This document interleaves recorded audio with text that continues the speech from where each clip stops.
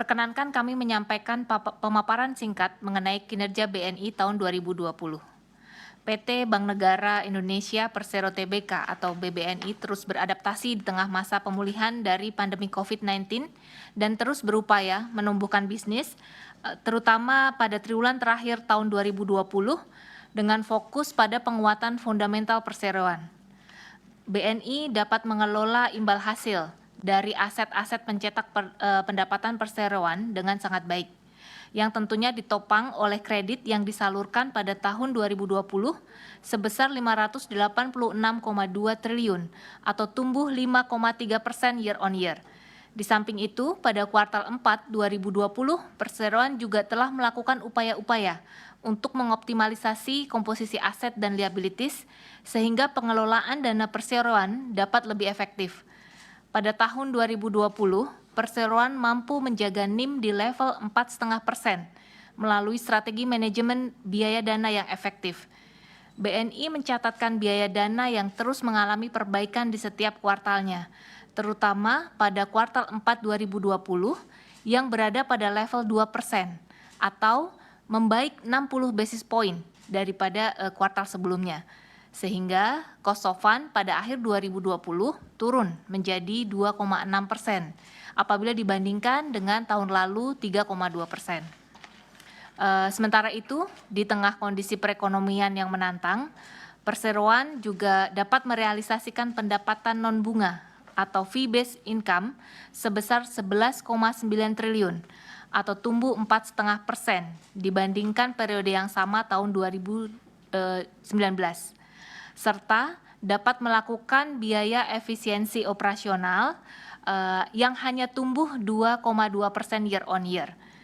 Kedua hal ini menjadi sasaran utama perusahaan selama masa pandemi untuk meredam tekanan pendapatan bunga yang turun 4% year on year dalam rangka pemberian stimulus restrukturisasi kredit kepada para debitur yang terdampak oleh pandemi, serta berkontribusi pada pencapaian pertumbuhan laba sebelum provisi dan pajak atau PPOP sebesar 27,8 triliun pada akhir 2020.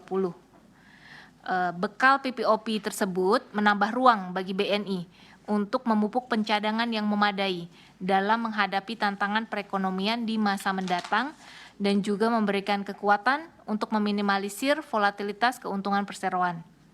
Pada tahun 2020, BNI mencatatkan laba bersih sebesar 3,3 triliun konsolidasian disertai dengan rasio kecukupan pencadangan atau coverage ratio berada pada level 182,4%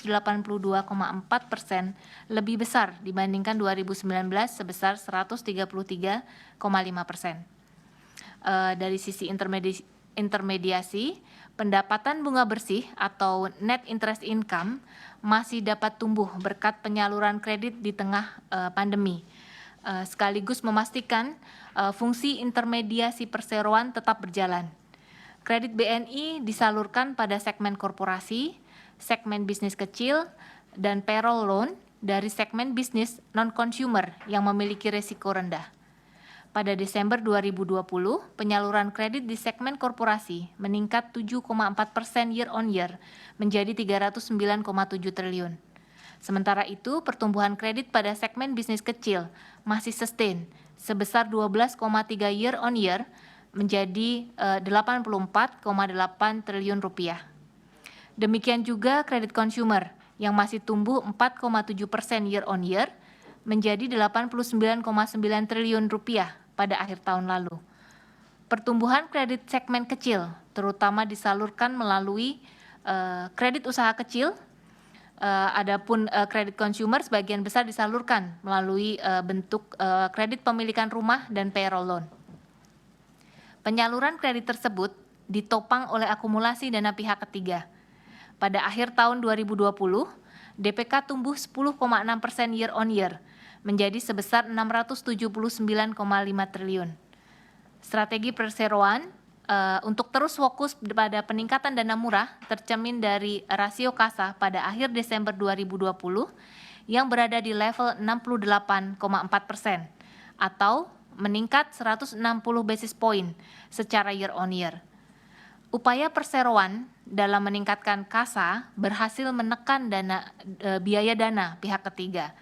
Dampak positif dari penurunan biaya dana pihak ketiga tersebut ini diteruskan kepada nasabah dalam bentuk penurunan suku bunga kredit.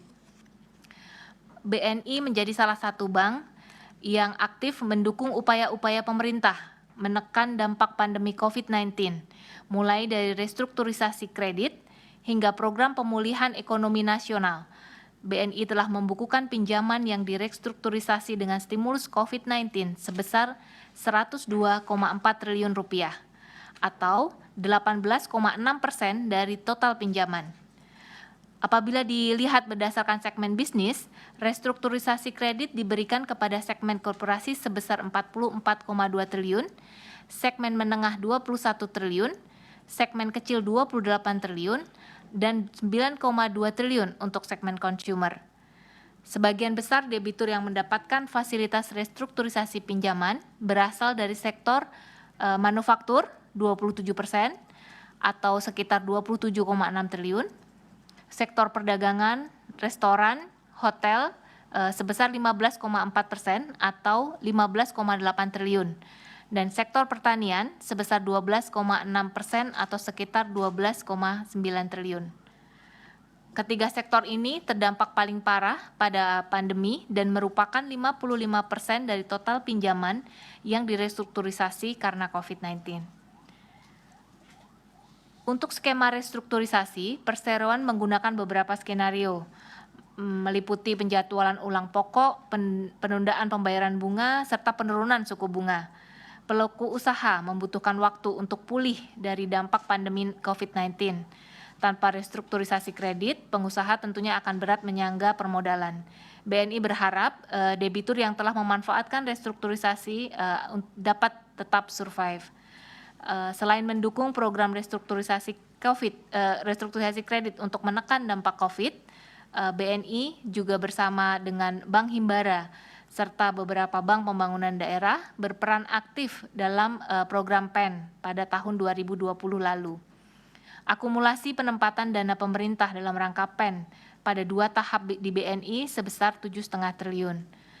Dari target penyaluran kredit dalam rangka PEN, BNI telah berhasil merealisasikan penyaluran kredit sebanyak 28 triliun atau setara 3,7 kali dana PEN di atas target 22,5 triliun. Fokus BNI menyalurkan kredit ke segmen UMKM sebesar 24,26 triliun atau 86,64% dari total penyaluran kredit dalam rangka program PEN. Dengan program transformasi yang dilakukan, kami yakin bahwa kinerja BNI tahun 2021 jauh akan lebih baik apabila dibandingkan dengan tahun 2020. Demikian paparan kami.